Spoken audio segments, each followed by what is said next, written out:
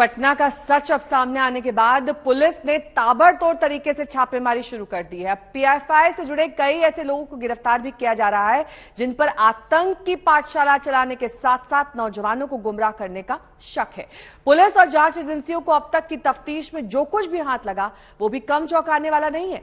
पकड़े जा रहे संदिग्ध आतंकियों की पूरी कुंडली खंगाली जा रही है, इनके आर्थिक कनेक्शन खंगाले जा रहे हैं। संदिग्ध आतंकियों का नेटवर्क खंगालने के लिए अन्य राज्यों की एटीएस की मदद भी ली जाएगी।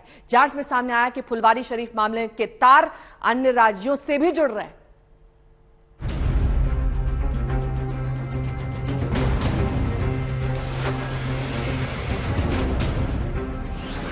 गजवाए हिंद की साजिश, हिंदुस्तान को इस्लामिक राज्य बनाने की साजिश, आतंक के ठिकानों पर पुलिस के ताबड़तोड़ छापे। पटना, मुजफ्फरपुर, दरभंगा और लखनऊ निशाने पर। पटना के फुलवारी शरीफ से चलाई जा रही देश के खिलाफ साजिश के मामले में पीएफआई पहले ही पूरे देश में बदनाम है, लेकिन जब उससे जुड़े हुए लोग पकड़े जाते हैं और कानून के सिपाहियों के सामने जैसी हरकत करते हैं, उससे इस बात को पुख्ता जमीन मिल जाती है कि संगठन के इरादे किसी भी सूरत में नेक नहीं है। शनिवार को पीएफआई के एक अहम सदस्य नूरुद्दीन जंगी को लखनऊ से गिरफ्तार किया गया था। पटना के सिविल कोर्ट में पेश किया गया। पीएफआई का सदस्य पेशे से खुद को वकील बता रहा है और पेशी के बाद नूरुद्दीन ने पुलिस वाले पर अंग्रेजी में बोलकर खूब धौंस जमाई।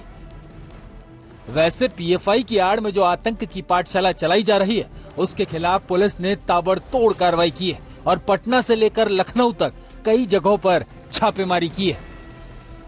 पटना, मुजफ्फरपुर, दरभंगा और लखनऊ में खासतौर पर पुलिस और जांच एजेंसियों के निशाने पर रहे हैं।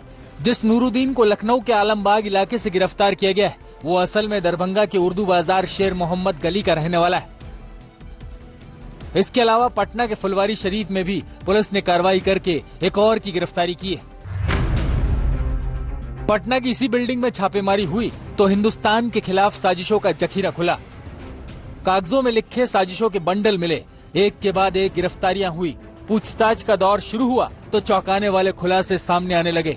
पटना के फुलवारी शरीफ में चल रही साजिश की सबसे अहम कड़ी दानिश उर्फ ताहिर है, जो गजवाए हिंद के व्हाट्सएप ग्रुप में था। गजवाए हिंद ग्रुप में कुल 181 सदस्य हैं। इस ग्रुप में पाकिस्तान, बांग्लादेश और यमन के लोग भी शामिल हैं।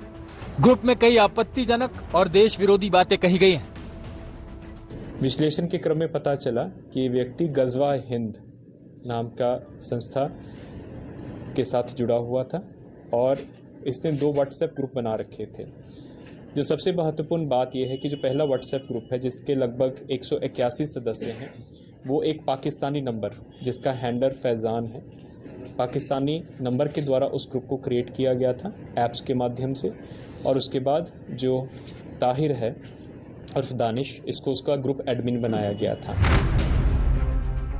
ग्रुप की एक चैट से आप अंदाजा लगा सकते हैं कि आखिर कैसे पटना से बैठकर साजिश तैयार की जा रही है।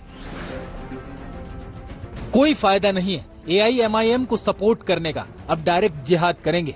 2023 में खिलाफत का ऐलान हम इंडियन मुस्लिम करेंगे।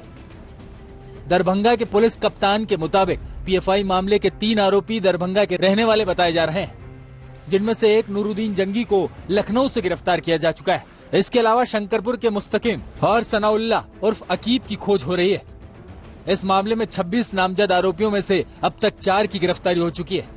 इधर पीएफआई संगठन के गिरफ्तार अतहर परवेज व अरमान मलिक को पुलिस व एटीएस ने 2 दिन की रिमांड पर ले लिया है और गुप्त जगह पर दोनों से पूछताछ की जा रही है।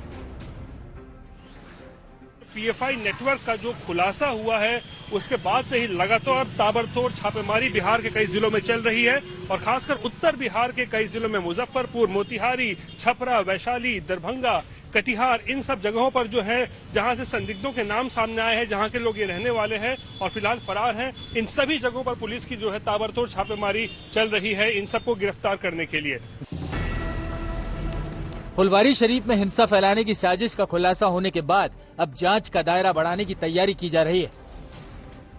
खुलासा है कि पाकिस्तान के आतंकी संगठन तहरीक-ए-लब्बैक से जुड़े एक शख्स की गिरफ्तारी के बाद जांच भी सरहद पार जाती दिखाई देने लगी है। शक किया जा रहा है कि दानिश नाम का जो शख्स पकड़ा गया है वो स्लीपर सेल के तौर पर काम कर रहा था। इसी सिलसिले में जांच एजेंसियां एक लड़की से भी पूछताछ कर रही है।